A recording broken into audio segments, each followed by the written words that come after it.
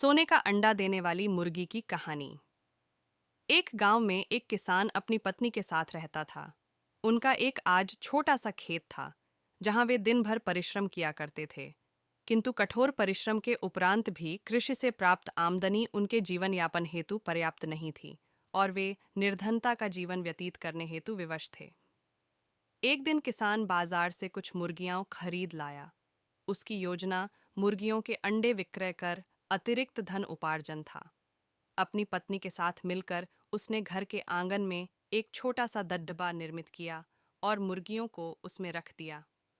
भोर होने पर जब उन्होंने दड्डबे में झांक कर देखा तो आश्चर्यचकित रह गए। वहां अन्य अंडों के साथ एक सोने का अंडा भी पड्ढा हुआ था। किसान उस सोने के अंडे को अच्छी कीमत पर जौहरी के पास बेच आया।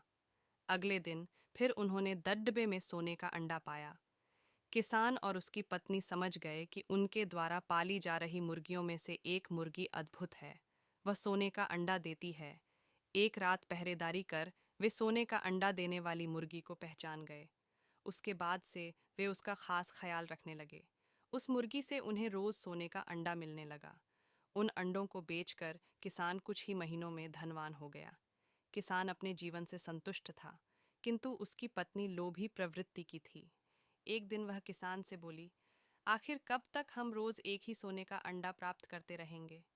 क्यों ना हम मुर्गी के पेट से एक साथ सारे अंडे निकाल लें।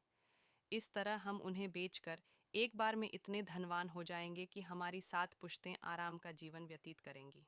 पत्नी की बात सुनकर किसान के मन में भी लोभ घर कर गया। उसने मुर्गी को मारकर उसके पेट से एक साथ सारे अंडे निकाल लेने का मन बना लिया।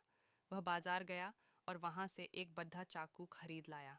फिर रात को अपनी पत्नी के साथ मुर्गी के दबड़े में गया और सोने का अंडा देने वाली मुर्गी को पकड़कर उसका पेट चीर दिया। किंतु मुर्गी भीतर से सामान्य मुर्गी की तरह ही थी।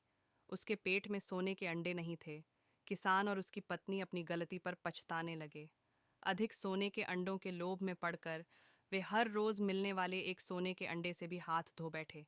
हमें इससे यही शिक्षा मिलती है कि लालच बुरी बला है। चैनल को लाइक और सब्सक्राइब करें।